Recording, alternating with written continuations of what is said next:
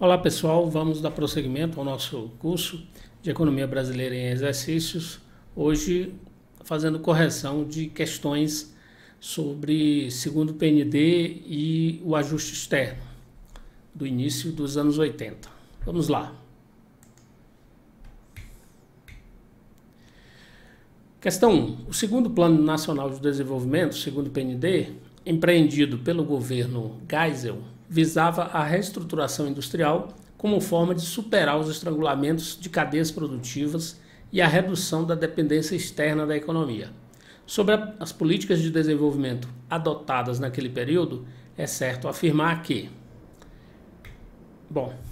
o segundo PND estimulou o crescimento do setor de bens de consumo duráveis. Errado, não é? A proposta do segundo PND, a estratégia era exatamente fazer um ajuste estrutural da oferta, fazendo investimentos para substituir importações de bens de capital e bens intermediários, especialmente petróleo, e estimular grandes projetos exportadores, não é? Então se tratava de economizar divisas, fazendo substituição de importações.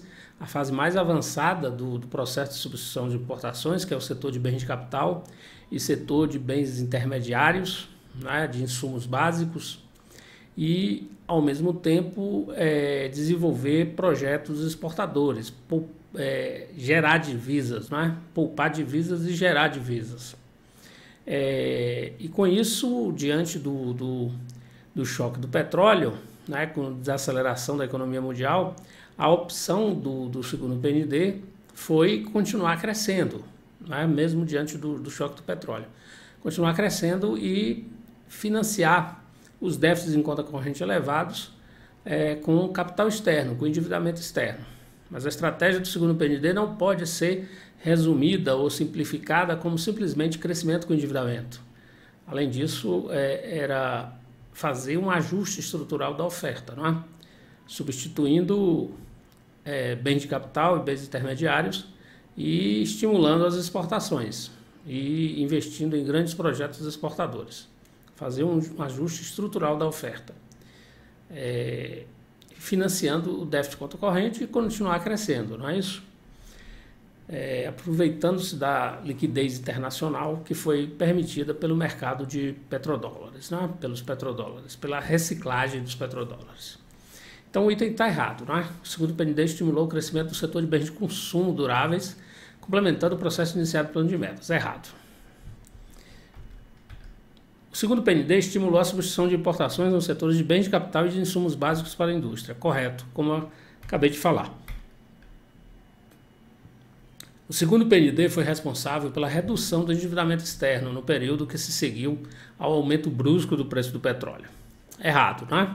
Então houve um aumento, né? Os preços do petróleo quadruplicaram entre 73 e 74 e a economia vinha crescendo muito de forma forte, né? No milagre econômico, 71, 72, 73, crescimento muito forte e aumentando muito a dependência de importações de petróleo, importação de bens de capital. A economia estava vulnerável a um choque externo, né? E esse choque externo aconteceu, dependendo de financiamento externo e dependendo de importações, com déficit em conta corrente. E aí, quando chega a crise do petróleo, o país passa a ter um déficit de conta corrente bastante elevado, né? Ele vinha com um déficit em conta corrente em 72, 73 da ordem de 1,6 bilhões, né? Quase 2 bilhões. E aí quando chega com a balança comercial levemente deficitária, e aí quando chega o choque do petróleo, o primeiro choque do petróleo, essa balança comercial fica deficitária em quase 4 bilhões, e aí o déficit, né, o déficit aumenta muito. Ok? Então vamos lá. Vamos continuar aqui então. O déficit fica em torno de 6 bilhões. O déficit em transações correntes. Um déficit bastante elevado, né? Então, o segundo PND foi responsável pela redução do endividamento. Não, o endividamento externo vai aumentar, não é? Então o item está errado. O endividamento externo por parte das empresas públicas foi importante no financiamento do desequilíbrio do balanço de pagamentos. Correto. o governo praticamente empurrou as empresas estatais a se endividarem. Criou regras de que as empresas estatais não podiam se endividar no mercado doméstico, no mercado financeiro, com os bancos domésticos, e, ao mesmo tempo, levou a déficits nas empresas estatais por atrasar os reajustes de preços e tarifas públicas, né, forçando as empresas a se endividarem. Com as empresas se endividando em dólar, você cobria esse gap de divisas que o país tem. Até porque o setor privado se retraiu de tomar empréstimo externo. Então você tinha um déficit conta corrente, precisava atrair divisas para financiar esse déficit conta corrente e para financiar as importações que eram necessárias, né? Importação de bens de capital, importação de insumos, para fazer o próprio processo de industrialização avançar, né? Nos setores que foram eleitos como prioritários. Então precisava de divisas, né? Para importar e para financiar esses déficits em conta corrente, né?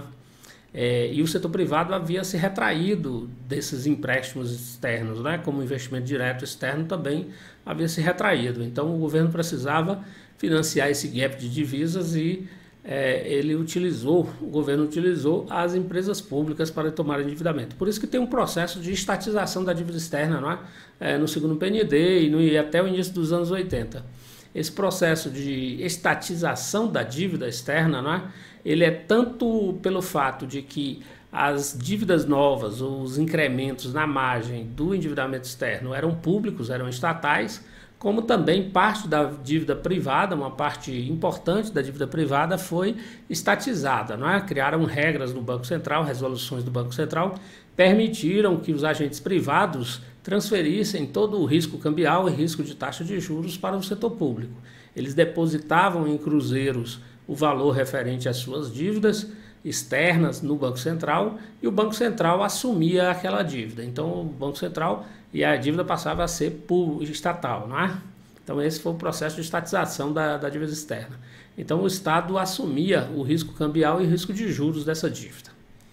Então teve tanto o endividamento novo era estatal, como houve um processo de substituição de dívida privada por dívida pública externa, né? Dívida externa privada por dívida externa pública. E também vai acontecer o endividamento público interno, porque o governo precisa de dólares, e para ter dólares ele precisa vender títulos públicos para comprar os dólares. Aí aumenta também a dívida pública interna, não é? Esse é o tamanho da crise fiscal e da crise da dívida externa que vai se formando a partir do efeito das decisões tomadas durante o segundo PND, né? Como quando acontece o segundo choque do petróleo e o choque dos juros, todo esse processo de crise fiscal e crise de dívida externa, ele se potencializa, não é? E tendo como base as decisões que foram tomadas durante o segundo PND, no sentido de fazer um endividamento externo para financiar o crescimento e financiar esses grandes projetos de investimento.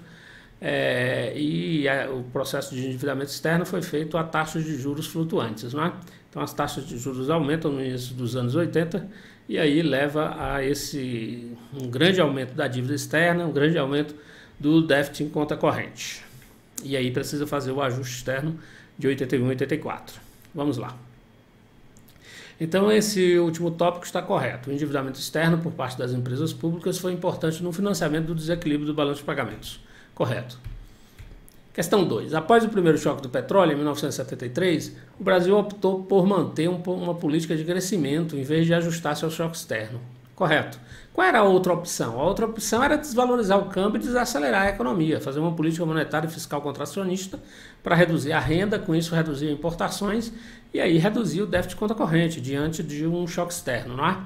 E também desvalorizar o câmbio, não é? Mudar os preços relativos. Com isso, aumentariam as exportações e diminuiriam as importações. Mas o governo não queria, né? Porque isso aceleraria a inflação e porque o governo também não queria diminuir muito o crescimento econômico, né? Que vinha muito forte desde o milagre, né? Havia um conflito, uma disputa entre uma linha mais dura do regime militar e a abordagem mais de abertura gradual do Geisel, né? Então, uma desaceleração muito forte do crescimento e aumento da inflação tiraria legitimidade, né, e força política desse grupo que era a favor da abertura, né? E daria mais força à linha oposta, que seria a linha mais dura do regime militar. Né? Esse foi o condicionante político. Né?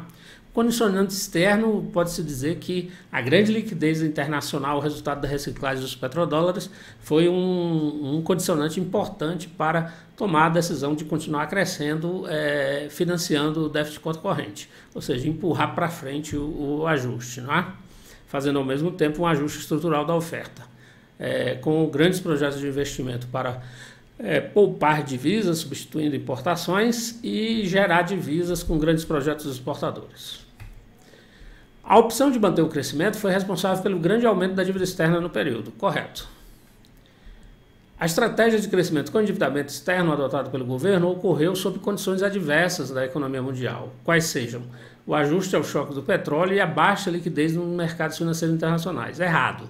A não ser durante um período curto ali, quando há muita incerteza, em 73, 74, no início, né, no período inicial pós-choque do petróleo, não é? Então há um período de incertezas nos mercados financeiros internacionais e sempre há problemas de liquidez quando há muita incerteza, né, no mercado de capitais internacional. Mas depois, com a reciclagem dos petrodólares, que vinha exatamente dos resultados muito superavitários dos países exportadores de petróleo, né? Esses dólares que são os petrodólares, vão para o mercado europeu, para o mercado americano, serem reciclados por bancos privados, né? Serem utilizados como lastro para empréstimos a países em desenvolvimento. Então, quando ocorre isso, a liquidez internacional fica abundante. Então, o segundo PND se defrontou com uma liquidez abundante, não é? Então, esse item está errado, não é? Não houve, de fato houve um ajuste ao choque do petróleo com redução do crescimento, inflação no mundo, não é? Mas houve uma alta liquidez no mercado financeiros internacionais que resultou dessa reciclagem dos petrodólares. Por isso o item está errado. A substituição de importações no governo Geisel foi feita sem incentivos ao setor exportador. Errado, né? Como a gente viu, havia grandes projetos exportadores, né? Tanto de produtos agrícolas, né? De agricultura, como de produtos industriais, principalmente indústria extrativa, né? Minério de ferro, aço, alumínio, celulose. Então, grandes projetos exportadores nessas áreas, de aço, alumínio, aço, alumínio, ferro, celulose, etc. Então o item está errado. O segundo PND previa mudanças na estrutura produtiva que economizassem ou gerassem divisas, como a gente já falou, né? Substituir importações e estimular as exportações. Então economizar e gerar divisas, não se limitando a uma estratégia de crescimento com endividamento. Correto. 3. Sobre o desempenho da economia brasileira e sobre a política econômica na segunda metade da década de 70, é certo afirmar que os projetos do segundo PND, governo Geisel, 1974-79, contribuíram para o processo de desconcentração regional da indústria. Correto, não é? Indústria petroquímica, não é? Grandes investimentos em mineração. Esses projetos foram descentralizados, não é? Foram feitos projetos regionais, não é? Então o item está correto. Foi uma característica importante do segundo PND, essa desconcentração regional da indústria. Os investimentos públicos desempenharam um papel anticíclico, evitando uma queda mais acentuada nas taxas de crescimento do produto. Correto. A expansão agrícola baseou-se nas culturas voltadas para o mercado interno. Errado, não é? A grande expansão se dá nas culturas voltadas à exportação, não é? Em detrimento daquelas voltadas à exportação. Errado. Foram implementados importantes projetos substituidores de importação, especialmente na indústria de bens intermediários. Correto, não é? Petróleo, minerais não metálicos, não é? Metais não ferrosos. Então, vários investimentos nesses setores. Então, está correto. Indústria petroquímica, não é? 4. O desempenho da economia brasileira nos anos 70 foi condicionado em grande parte pelo segundo Plano Nacional de Desenvolvimento, segundo PND. O mais importante e concentrado esforço do Estado desde o plano de metas, no sentido de promover modificações estruturais na economia. Sobre o segundo PND, é certo afirmar que teve por objetivo substituir importações no bens de consumo de luxo. Errado. Teve por objetivo desenvolver grandes projetos de exportação de matérias-primas, celulose, ferro, alumínio e aço. Ok, correto. Teve por instrumento auxiliar o redirecionamento da poupança compulsória, no caso PIS/PASEP, para o sistema BNDES. Correto.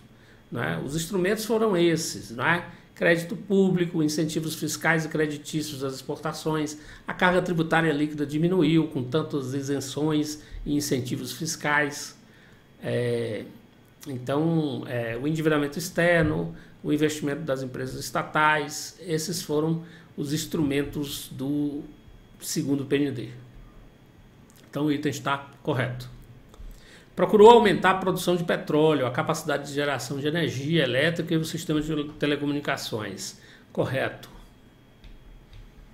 Em 1973, os preços do petróleo quadruplicaram, dando início a uma desaceleração do crescimento mundial, acentuado por políticas de ajuste de cunho recessivo em vários países. Em virtude da forte dependência brasileira do petróleo importado, o choque do petróleo provocou forte desequilíbrio nas contas externas do Brasil e inviabilizou a expansão econômica nos moldes da observada no período do milagre.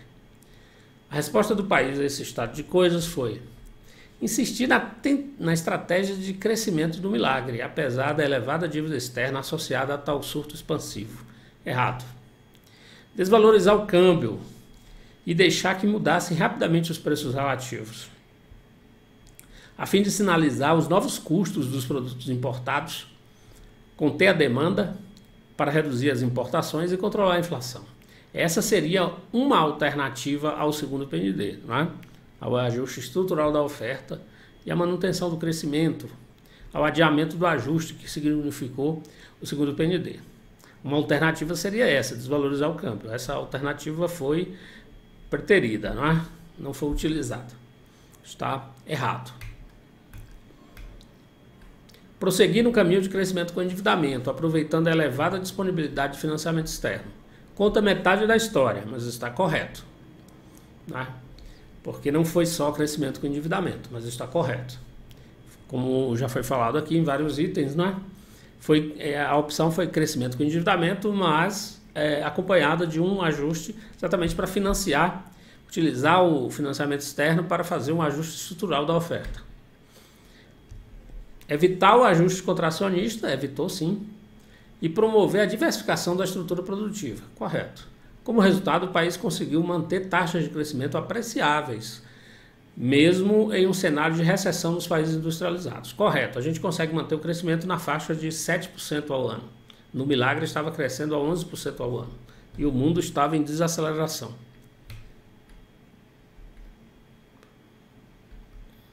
6.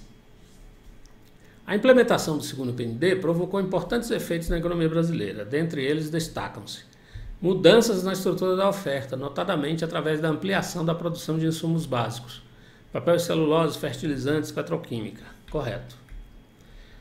O acréscimo ao endividamento das empresas estatais junto a bancos privados europeus e norte-americanos. Correto. Principalmente endividamento das estatais.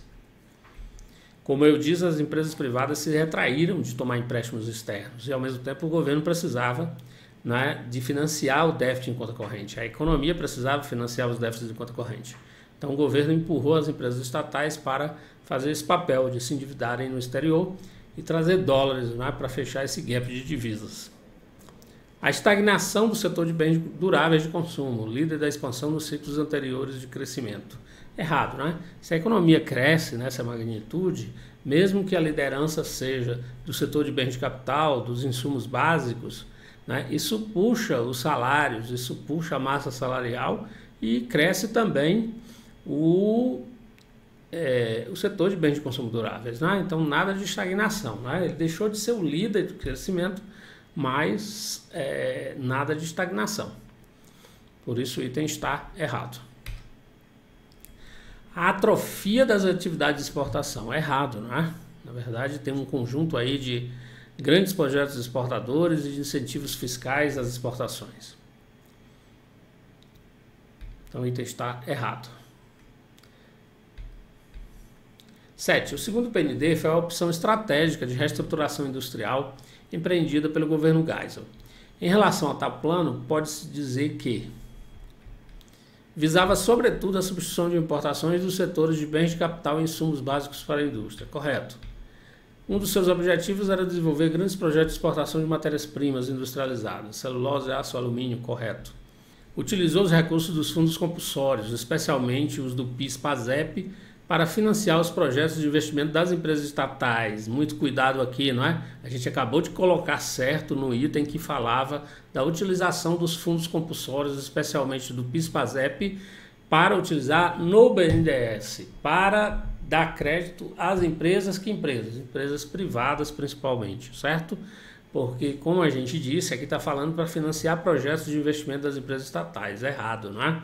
Porque as empresas estatais foram empurradas, elas nem podiam, né? O governo foi limitando as empresas estatais de tomarem empréstimos domésticos. Então, as empresas estatais foram estimuladas a tomar empréstimo externo, exatamente para preencher esse gap de divisas, né?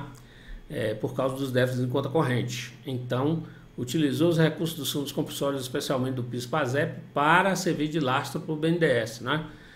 Para a indústria de bens de capital e outros investimentos de empresas privadas, né?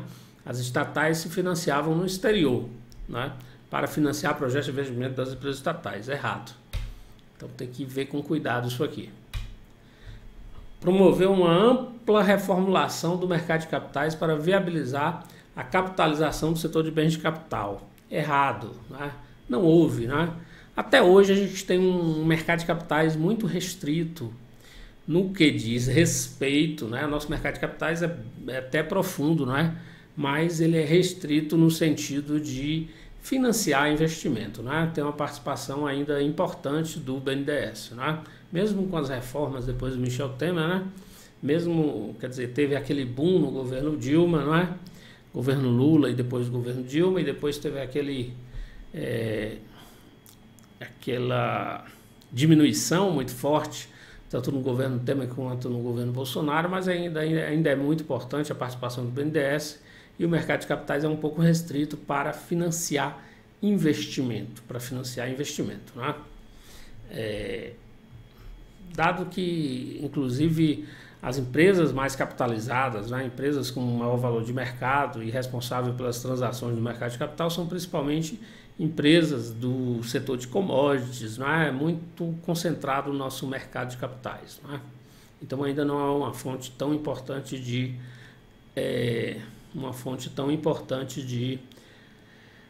financiamento, né? Financiamento do investimento, do processo de acumulação, né, de formação bruta de capital. Então o item está errado. 8. O segundo Plano Nacional de Desenvolvimento, segundo o PND, elaborado no governo Geisel, tinha entre seus objetivos reduzir a curto prazo a participação do capital externo na economia brasileira. Errado. Promover modificações estruturais visando a diversificação a médio e longo prazo da estrutura de oferta de produtos industriais no país. Correto. Acelerar a substituição de importação de insumos básicos. Correto. Dar prioridade ao combate à inflação. Errado, não era prioridade. Reduzir a presença do Estado na economia. Errado, forte participação do Estado, né?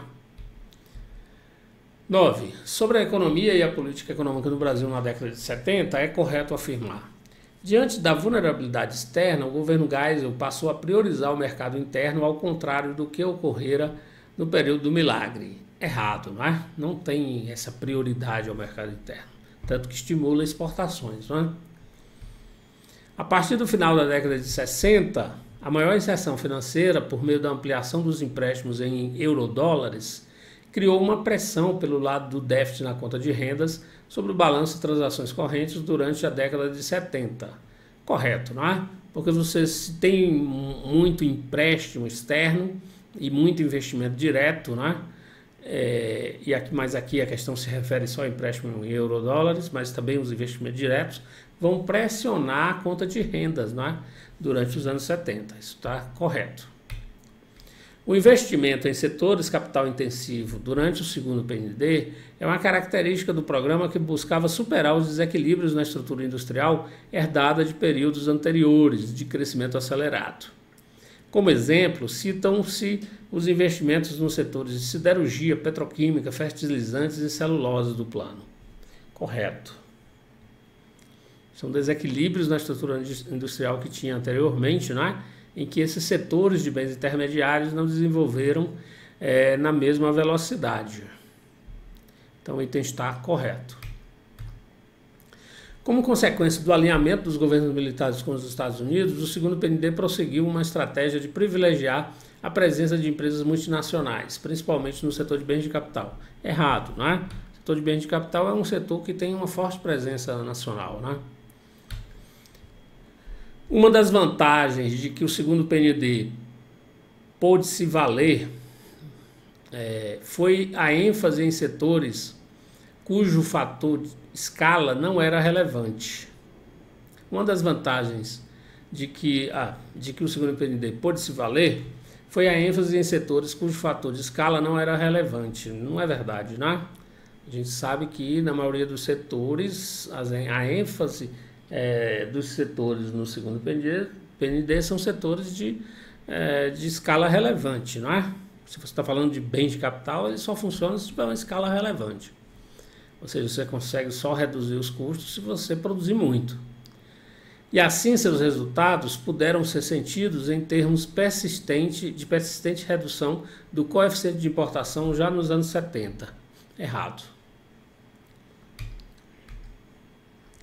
10. A coincidência entre a crise internacional do petróleo e a desaceleração da economia mundial e a implementação do segundo PND implicou os seguintes movimentos da economia e da política econômica nos anos 70. Entre os motivos arrolados para explicar por que o governo evitou um ajuste externo por meio da forte desvalorização cambial, ele evitou, né, esse ajuste por meio de forte desvalorização cambial. Estão seu impacto sobre o encarecimento em moeda local dos produtos importados e passivos externos e a descrença de que tivesse impacto significativo sobre a balança comercial, mediante a alteração de preços relativos. Correto, não é? A não opção pela desvalorização cambial sempre é dada pelo medo do impacto dessa desvalorização sobre a inflação. E, nesse caso aqui, também sobre os passivos externos, não é? Sobre os passivos externos, ou seja, sobre o endividamento em dólar. E também uma descrença, e também isso está sempre presente na política econômica brasileira também, é um pessimismo com relação às elasticidades das exportações em relação ao câmbio, em relação às desvalorizações, não é? Então, há um pessimismo das elasticidades, não é? Então, uma descrença que tivesse impacto significativo sobre a balança comercial, mediante a alteração dos preços relativos. Ou seja, eles pensavam que a condição de Marshall-Lerner, né, não seria cumprida, né? Ou seja, uma descrença de que uma desvalorização cambial vai levar a uma melhora da balança comercial, porque eles tinham uma descrença com relação às elasticidades, né? Das exportações, das importações, as desvalorizações cambiais. Então o item está correto. Aposta em uma mudança da estrutura produtiva que permitiria um ajuste na balança de transações correntes. Ou seja, você está apostando que fazendo o ajuste na estrutura da oferta, no médio prazo você mudaria a balança de transações correntes, faria um ajuste de médio prazo nas transações correntes, substituindo importações e estimulando exportações, portanto, poupando divisas e gerando divisas. Via melhora da balança comercial, à medida que os setores de bens de capital intermediários beneficiados pelo segundo PND entrassem em atividade, reduzindo o coeficiente de importação da economia. Correto. As reservas cambiais caíram no primeiro momento, 74, 75, mas aumentaram nos 3 anos seguintes, graças à absorção de recursos financeiros externos. Correto. Então, como eu disse, no início tem um problema no mercado de capitais internacional, mas depois a liquidez internacional, a liquidez fica abundante, não é? Então está correto. À medida que o mercado de capitais internacional mostrava-se menos favorável a financiar o Brasil, a partir do final da década de 70, as empresas estatais aumentaram seu papel de captadoras de recursos no exterior, caracterizando uma das formas do processo de estatização da dívida externa. Já falamos aqui, não é? Que o capital, o setor privado se retrai, tomar empréstimo externo e as estatais vão assumindo cada vez mais esse papel de captadoras de recursos externos. E que isso caracteriza um dos processos de estatização da dívida externa, não é? Que é essa participação do Estado, das estatais, no incremento da dívida externa, não é? Ou seja, na margem está aumentando a participação do Estado, né? Está aumentando a participação do Estado, porque na margem as empresas estatais é que estão tomando emprestado. Na margem os empréstimos são principalmente empréstimos do setor público, não é? Os empréstimos externos são tomados pelo setor público. Questão 11. Sobre a economia brasileira na década de 70, é correto afirmar que criou-se o Conselho de Desenvolvimento Econômico, voltado a promover a coordenação das ações dos órgãos de planejamento. Correto. Durante a vigência do segundo PND, ocorreu o aprofundamento das desigualdades regionais. Errado, não é? Como a gente viu, os investimentos tiveram uma ênfase na desconcentração regional, né? Na maior distribuição dos investimentos nas regiões, não é? Então está errado. Durante a vigência do segundo PND, ocorreu o aprofundamento das desigualdades regionais. Errado. Pois os investimentos induzidos pelo governo direcionaram-se às regiões mais desenvolvidas. Errado.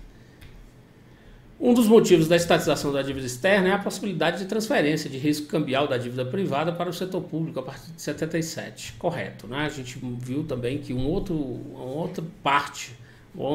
outra parte dessa estatização da dívida externa foi o governo assumir a dívida externa, né, do setor privado. E com isso assumir o risco cambial e o risco de juros da dívida externa. Então está correto. O segundo PND pretendeu instaurar um novo padrão de indústria baseado na expansão dos ramos de bens de capital e de bens de consumo duráveis. Errado, não é? Bens de capital e insumos. Ofereceram-se incentivos à iniciativa privada, visando capacitá-la a ocupar espaços não preenchidos por empresas estatais ou estrangeiras, sobretudo no ramo de bens de capital. Correto, né? Como eu já falei aqui, houve uma participação importante do capital privado nacional no setor de bens de capital. Inclusive a Gerdau, né? É desse período o fortalecimento dessa corporação, né? Então está certo.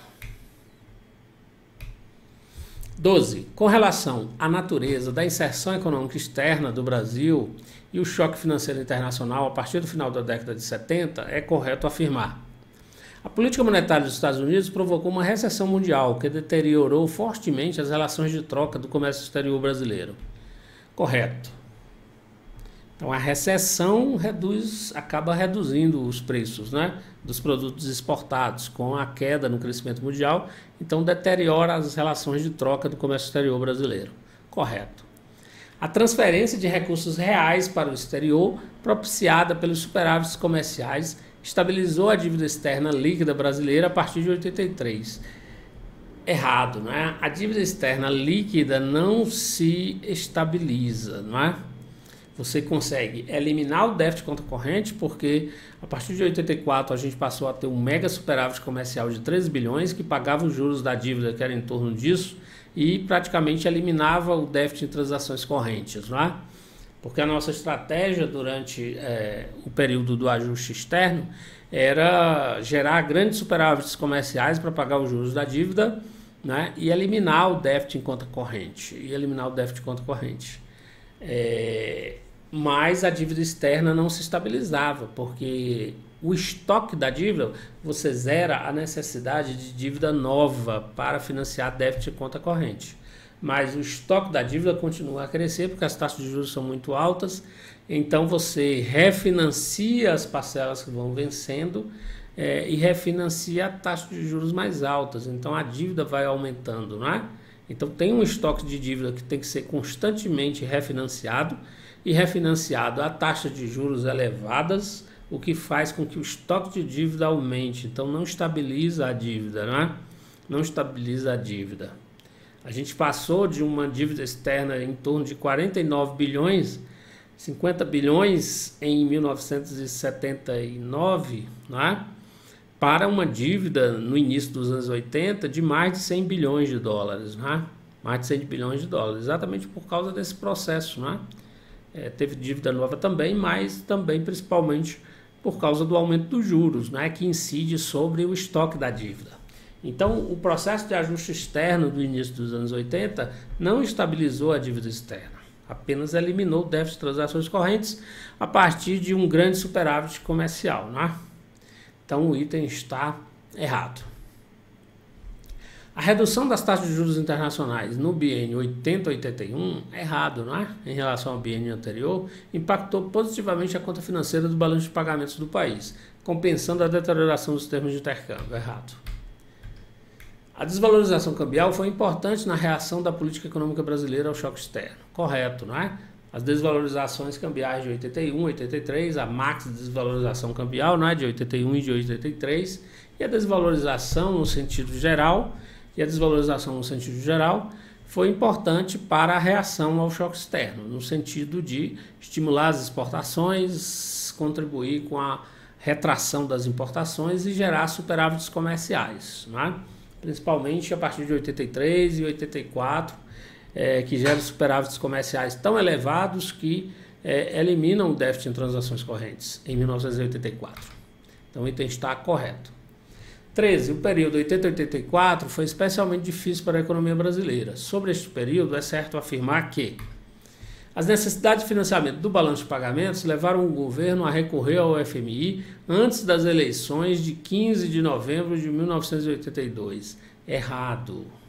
As negociações estavam sendo feitas, mas não se pode dizer que o governo recorreu antes das eleições, né? O governo divulga que está fazendo um acordo com o FMI, que está negociando depois das eleições, não é? Não antes das eleições, embora já estivesse negociando com o FMI. Então está errado. Em 1983, o governo submeteu a primeira carta de intenções ao FMI, que nos 24 meses subsequentes, 7 cartas de intenções foram examinadas pela direção do fundo. Correto. Então o Brasil recorreu ao FMI e assinou uma carta de intenção, submeteu a primeira carta de intenção ao FMI em 1983, né? Mas já estava desde 82 negociando. O ajustamento externo da economia foi bem sucedido por ter gerado vultosos superávites comerciais e alcançado o equilíbrio da conta corrente no balanço de pagamentos. Correto, como eu disse para vocês, de fato se gerou um mega superávit da balança comercial em torno de 13 bilhões, que praticamente pagava os juros da dívida e eliminava o déficit em conta corrente, né? Não estabilizou o endividamento externo, a dívida continua a crescer, né? E o estoque da dívida continua lá, né? Sendo refinanciado, mas não tinha dívida nova, né? Por causa do déficit de conta corrente. Não tinha déficit de conta corrente para financiar devido a esse forte ajuste, não é? Não tinha déficit em conta corrente. Então, nesse sentido, o ajuste externo foi exitoso. Correto. Questão 14. A respeito das políticas de ajuste à crise do endividamento externo entre 1980 e 85, é certo afirmar que as desvalorizações cambiais favoreceram o ajuste exportador. Correto, né? Desvalorizações cambiais foram importantes para o ajuste exportador. Embora o efeito em 81 foi especialmente moderado, né? Pouquíssimo efeito em 1981, em 83 o efeito foi mais forte, né? Mas se pode dizer de uma maneira geral que as desvalorizações cambiais foram importantes para o ajuste, mas aumentaram o custo fiscal da dívida externa e tiveram impacto inflacionário. Correto, não é? A max desvalorização cambial aumenta a inflação muda de patamar, ela passa de um patamar de 100% em 80, 81, não é? Um patamar de 100% para um patamar de 200%. em 84, 83, 84, depois da máxima de desvalorização de 83. Ou seja, o ajuste externo foi importante para equilibrar a conta corrente, o ajuste externo foi exitoso, mas a inflação mudou de patamar, né? Mas não resolveu o problema inflacionário, pelo contrário, né? A inflação era uma inflação inercial, resistente às políticas monetárias e fiscais contracionistas, as políticas ortodoxas. Esse ajuste foi um ajuste ortodoxo, né? Com políticas monetárias e fiscais restritivas, com o objetivo de reduzir a absorção interna, reduzir a demanda interna para gerar superávites comerciais, pagar os juros da dívida e equilibrar a conta corrente.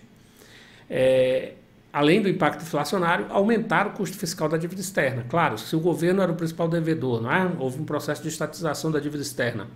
À medida em que desvalorizava o câmbio, o custo do governo para pagar juros da dívida aumentavam, porque a dívida era em dólar, não é? Então significa que com a desvalorização cambial, o custo em cruzeiros da dívida aumenta, né, com a desvalorização cambial. Então aumentava o custo da dívida externa. Correto. O impacto recessivo das políticas de ajuste foi agravado pela redução do investimento das empresas estatais, muito endividadas em moeda estrangeira. Correto.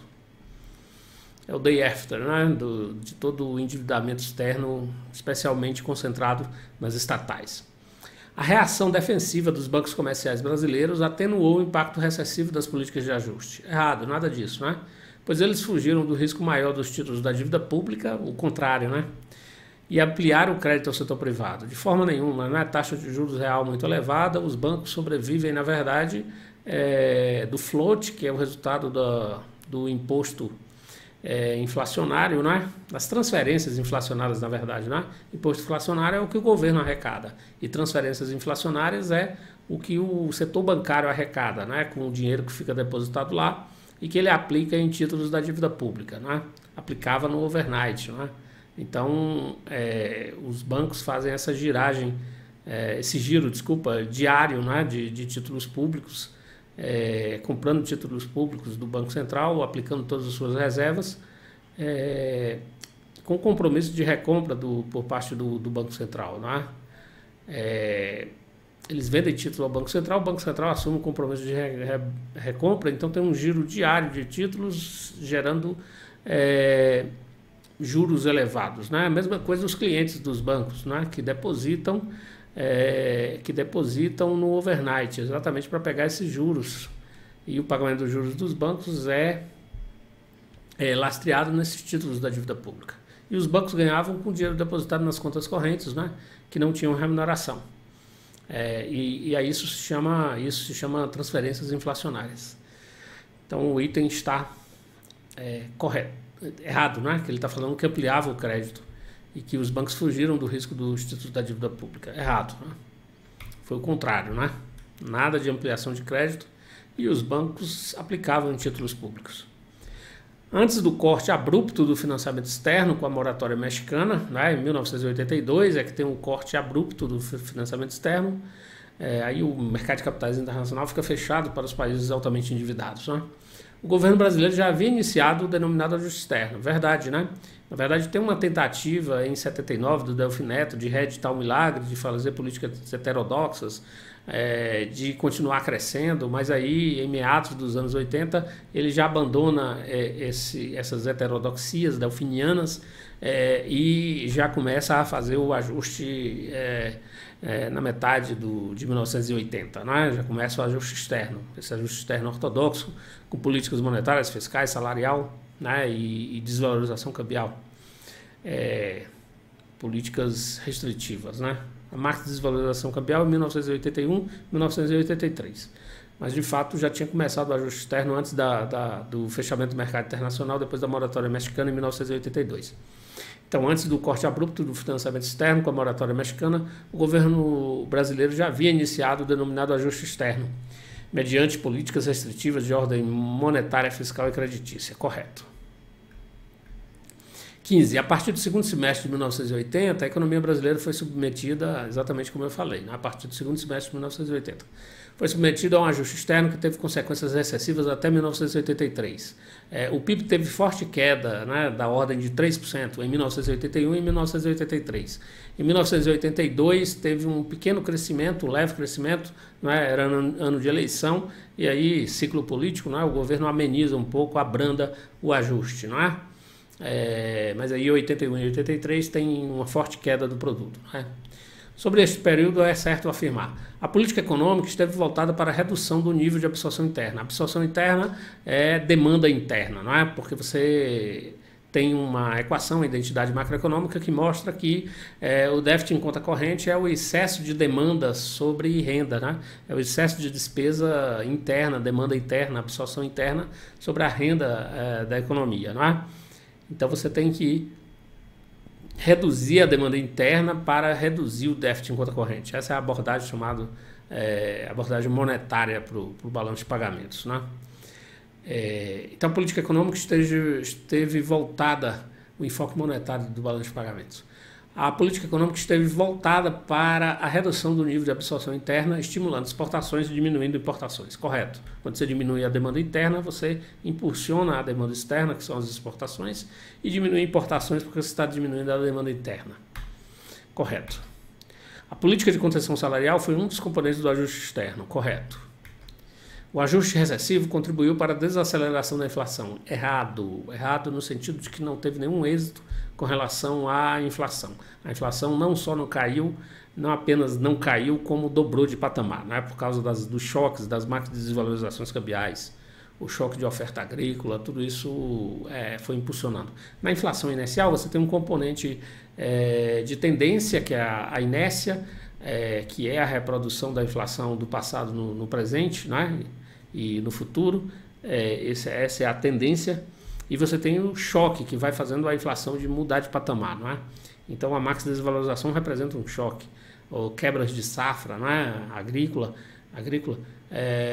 também são choques que fazem a inflação aumentar de patamar. E aquele patamar mais elevado, ele se incorpora permanentemente na inflação por causa da inércia da inflação, não é? Então está errado, o ajuste recessivo não contribuiu para a desaceleração da inflação.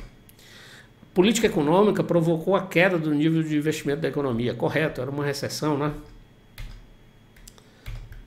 16. No período 81 e 83, a economia brasileira viveu uma crise recessiva de grandes proporções. Sobre tal período, é certo afirmar que a crise cambial e as políticas de ajuste que se seguiram afetaram negativamente o crescimento do produto.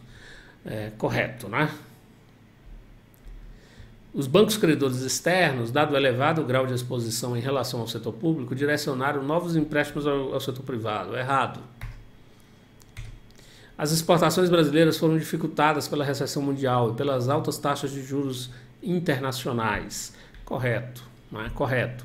Embora em 1984, com a recuperação da economia americana, vai ser uma das responsáveis pelo aumento das exportações, né? Em 1984. Em 1984 é que a gente completa esse ajuste externo, né, equilibrando a conta corrente, gerando um mega superávit comercial da ordem de 3 bilhões. As importações mostraram-se pouco sensíveis à queda do produto e à desvalorização cambial. Errado, não é? Então, tanto exportações aumentaram, quanto, principalmente em 84, quanto as importações caíram, né, e geraram esse mega superávit comercial. 17. No período 81 e 83, a economia brasileira defrontou-se com acentuadas dificuldades cambiais. Contribuíram para tais dificuldades a política expansionista implementada pelo governo brasileiro em 81 e 82. Errado. Estava fazendo uma recessão mesmo, né? Fazendo um ajuste ortodoxo. Errado. Se falasse 1979, Delfim Neto, né, uma heterodoxia tentando impulsionar a economia, isso é verdade, e acabou piorando a crise cambial, né? Em 1980 a economia cresceu ainda de forma elevada, né? Por causa dessas políticas do Delfim Neto. Mas aí na metade do ano ele começa a fazer o ajuste externo. Os choques externos do final da década de 70, petróleo e juros. Correto. A fuga de capitais ocorrida logo após os choques dos juros e do petróleo. Errado, não houve essa fuga de capitais. A não ser uma dificuldade de continuar o financiamento externo, uma maior dificuldade, taxas de juros mais elevadas, dificuldades de refinanciamento, mas não exatamente uma fuga de capitais. A política de crescimento com endividamento externo é empreendida ao longo da década de 70. Então as dificuldades estão relacionadas, contribuiu para essas dificuldades a política do segundo PND, que foi crescimento com endividamento externo, empreendida ao longo da década de 70. Correto. 18. As taxas de crescimento negativas em 81 e 83 e uma taxa insignificante de cerca de 1,1% em 82 caracterizaram uma recessão nesses anos e indicaram uma reversão na tendência de crescimento da economia brasileira que se observava desde o fim da Segunda Guerra Mundial. O desempenho da economia nesses anos justifica as seguintes afirmativas. A alta taxa de juros do mercado financeiro internacional no final dos anos 70, combinada com o aumento do preço do petróleo em 79, pode ser vista como a causa imediata da crise no início da década de 80. Correto. As políticas de restrição da demanda interna, com o objetivo de reduzir as importações e incentivar as exportações, tiveram como subproduto uma redução significativa das taxas de inflação no período. A gente viu que não, A inflação não só não caiu, como dobrou de patamar, nesse período. Então, as políticas recessivas foram eficazes para equilibrar a conta corrente, fazer o ajuste externo, mas não reduziram a inflação, o que deu força à teoria da inflação inercial, A ideia de que a inflação era inercial e que ela independia da demanda e que as políticas monetárias e fiscais eram ineficazes para baixar a inflação. Então está errado, Não houve redução significativa da inflação. Saldos positivos na balança comercial foram capazes de produzir superávites nas contas de transações correntes nos anos 81 e 83. Errado, O que faz é o equilíbrio da conta corrente que se completa em 1984. Em 1983, ainda tem um déficit em conta corrente da ordem de 6 bilhões, Porque exatamente gerou um superávit comercial ainda de 6, 7 bilhões. E aí, em 1984, o superávit aumenta para 13 bilhões e aí equilibra a conta corrente. Saldos positivos da balança comercial foram capazes de produzir superávites na conta corrente. Errado, em 81 e 83 não, Tem déficit e mesmo depois não tem um grande superávit na conta corrente. Na verdade, equilibra a conta corrente, justificando assim as medidas restritivas implementadas com o objetivo de promover o ajuste externo. Errado. A manutenção de taxas de inflação elevadas aumentou a credibilidade das teses inicialistas e criou condições para que propostas heterodoxas de combate à inflação fossem propostas. Correto, Como as políticas monetárias e fiscais restritivas fizeram um ajuste externo, mas não combateram a inflação, não conseguiram, não tiveram nenhum êxito em relação à inflação, isso deu força à teoria de que a inflação era inercial, Uma teoria que vinha da PUC do Rio de Janeiro, principalmente, e vinha um pouco também do Bresser lá na FGV de São Paulo. Então isso deu força à teoria teoria inercial, de inflação inercial, e criou condições, deu apoio político à formulação de propostas heterodoxas para combate à inflação. Correto.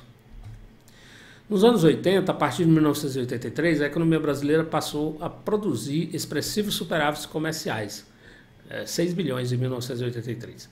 Com respeito a esses resultados, pode-se afirmar que o bom desempenho da balança comercial se deveu em parte à recuperação da economia norte-americana, que aumentou sensivelmente suas importações do Brasil. Correto, Na verdade, essa realização do ajuste externo, esse mega superávit comercial de 84, ele é atribuído à recuperação norte-americana, às marcas de desvalorizações cambiais, à política econômica restritiva e à maturação, o amadurecimento dos grandes projetos do segundo PND, que eram projetos poupadores de divisas, portanto, para conter importações, e projetos para ampliar as exportações. Então, o grande defensor aí dos êxitos do segundo PND é o Antônio Barros de Castro, que escreveu um livro chamado A Economia Brasileira em Marcha Forçada, e aí ele defende que o segundo PND foi exitoso, e que era um programa necessário. Com ditadura ou sem ditadura, o Brasil precisava avançar, aprofundar o processo de substituição de importações, reduzir sua dependência externa, e que o ajuste externo ele teve grande êxito, né? Ele teve êxito exatamente porque diminuiu o coeficiente importado, o coeficiente de importação, e aumentou as exportações, aumentaram as exportações da economia brasileira como resultado dos projetos do segundo PND, né? Essa é mais ou menos a defesa que o Antônio Barros de Castro faz do segundo PND, no livro Economia Brasileira em Marcha Forçada. Os superávites apresentados se originaram de um crescimento significativo das exportações, visto que as importações se mantiveram em patamares mais altos do que os atingidos em 79 e 82. Errado, as importações caem também, não é? Além da elevação das exportações. Então é errado, ainda mais com a queda do produto de 3% em 1981 e depois de mais 3% em 1983, né? Não tem como as importações não caírem. O fraco desempenho da economia brasileira na década de 80 favoreceu o surgimento de superávites comerciais. Correto, né? Os saldos positivos da balança comercial propiciaram uma queda expressiva da dívida externa nos anos 85 e 87. Errado, né? A gente viu que a dívida externa tinha uma dinâmica que era resultado do estoque elevado e das taxas de juros elevadas. Então você vai refinanciando e vai refinanciando a taxa de juros elevadas, e isso vai aumentando o estoque da dívida, né? Então os saldos positivos da balança comercial conseguem minorar, né? Equilibrar em alguns anos e tornar pequeno o déficit em transações correntes, mas não consegue reduzir o estoque da dívida externa. Então o item está errado.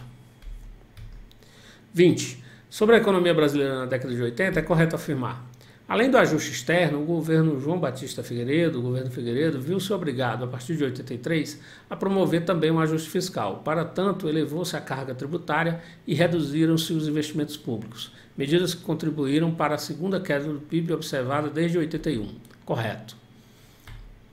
A redução da periodicidade do reajuste dos salários nos setores público e privado, de anual para semestral, evitou que a inflação do período corroesse o poder de compra dos salários reais. Errado, não é? Mesmo com essa redução do período de periodicidade do reajuste dos salários, não é? De anual para semestral que ocorreu, isso não conseguiu evitar a queda dos salários reais, dado o tamanho da inflação, não é?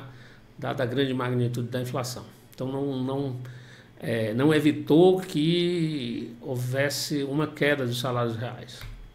Errado. O efeito Tanzi alertava no período que a inflação contribuía, que a inflação contribuía para contrair as receitas do governo em termos reais, o que em parte ocorria devido à correção monetária. Está correto, né? A correção monetária das receitas, né?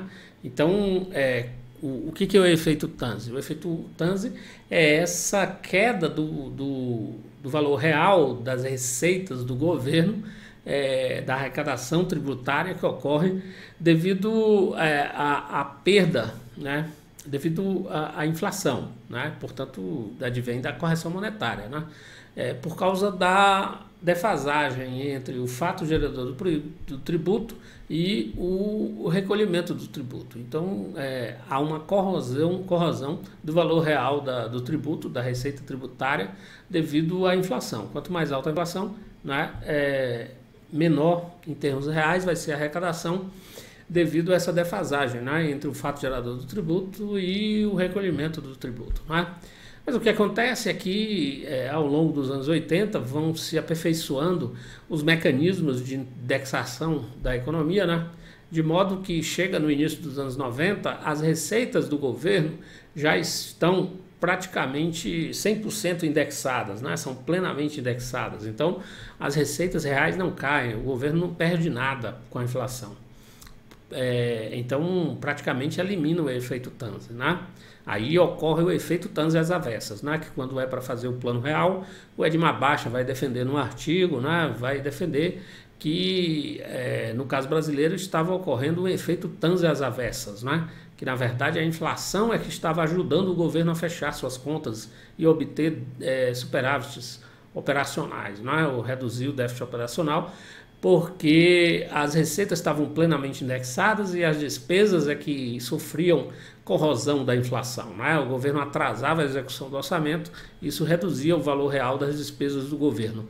Então, é um efeito tans às avessas. Por isso que a primeira fase do Plano Real é um ajuste fiscal prévio, né? Porque com a queda da inflação, o governo perderia esse instrumento de redução do déficit, né? Por meio da inflação. De modo que o déficit potencial era elevado, né? O déficit potencial era elevado. No momento em que cai a inflação, o déficit seria elevado porque perderia esse instrumento que corrói o valor real das despesas, né? Então, o efeito TANS é quando a inflação reduz a receita real. Efeito TANS às avessas é quando as receitas estão plenamente indexadas e a inflação reduz as despesas reais do governo, né? E com isso melhora os indicadores de déficit do governo, né? Reduz o déficit do governo, ok? Então está correto, essa é a definição do efeito TANS, né? Essa queda das receitas do governo em termos reais, que em parte ocorre devido à correção monetária, ou seja, a perda de valor real da receita decorrente da inflação. A perda de dinamismo da indústria brasileira no período deve-se, pelo menos em parte, ao fato de que o setor não acompanhou, o setor industrial brasileiro, não acompanhou a mudança de paradigma da atividade industrial, então verificada nos países desenvolvidos, com a redução do peso do complexo metal-mecânico-químico em prol do complexo microeletrônico, correto, não é? Então o Brasil perdeu o passo aí das inovações na indústria, né? Do progresso tecnológico na indústria, perdeu competitividade, não fez essa incorporação dessas inovações, porque a economia estava imersa numa espiral de inflação, crise fiscal e baixo crescimento, estagnação, né? Então a indústria não pôde renovar seu parque industrial e inovar-se tecnologicamente para se tornar competitiva e não fez essa etapa da Revolução Industrial, né? Dessa nova Revolução Industrial. Então está certo. Os déficits do balanço de pagamentos em que incorria a economia brasileira não foram suficientemente onerosos a ponto de ter obrigado o governo a recorrer ao FMI até o fim da ditadura militar. Errado, não é? A gente viu que a partir de 1983 o Brasil assinou a primeira carta de intenções com o FMI, fez um acordo com o FMI, que já vinha sendo negociado em 1982. 21. Sobre a crise da dívida e a ruptura do financiamento externo na década de 80, é correto afirmar: em termos genéricos, verificou-se na década de 80 a deterioração dos termos de troca, drástico racionamento do financiamento externo, grande transferência de recursos para o exterior para o pagamento da dívida externa e desaceleração do crescimento. Correto. Entre 1979 e 82, aumentou rapidamente a participação da dívida externa de curto prazo na dívida total, em parte via créditos interbancários, a deteriorar o perfil da dívida externa. Correto. A política salarial restritiva, a elevação das taxas de juros e a diminuição da liquidez real são iniciativas que contribuíram para agravar a recessão. Correto. A limitação dos investimentos das empresas estatais foi iniciativa adotada para conter o déficit público. Correto. Na década de 80, observou-se um processo de estatização da dívida externa por meio do crescimento do endividamento com relação a organismos multilaterais e agências governamentais. Correto, era o que restava, né? Ou seja, durante os anos 70, o endividamento era com bancos, né? Quando surge a crise da dívida, o governo brasileiro ainda tem uma linha aberta, né, a partir das negociações com organismos multilaterais e agências governamentais, e por meio da transferência de parte da dívida externa do setor privado para o setor público. Isso é verdade, não é? Então, durante a década de 80 vai continuar e se acentuar esse processo de transferência de dívida privada para a dívida pública, não é? E endividamento novo somente estatal, com o aumento do endividamento em relação a organismos multilaterais e agências governamentais. Correto. 22 e última, paramos por aqui, né? Embora tenha um pouquinho mais de questões aí. Mas vamos lá.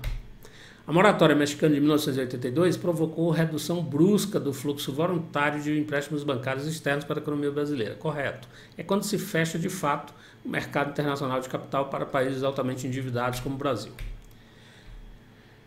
A década foi denominada perdida devido ao baixo crescimento da economia com relação ao padrão histórico das décadas precedentes, mas o crescimento do PIB em nenhum ano de 80 chegou a apresentar taxa negativa. Errado, não é? 1981, 1983 teve taxas negativas e fortemente negativas, 3%. A primeira metade da década foi marcada por inflação crescente e déficit em conta corrente do balanço de pagamentos, o qual foi possível financiar devido à existência de forte liquidez internacional. Para a década de 80 está totalmente errado, né? O que não se verificou na segunda metade da década. Errado.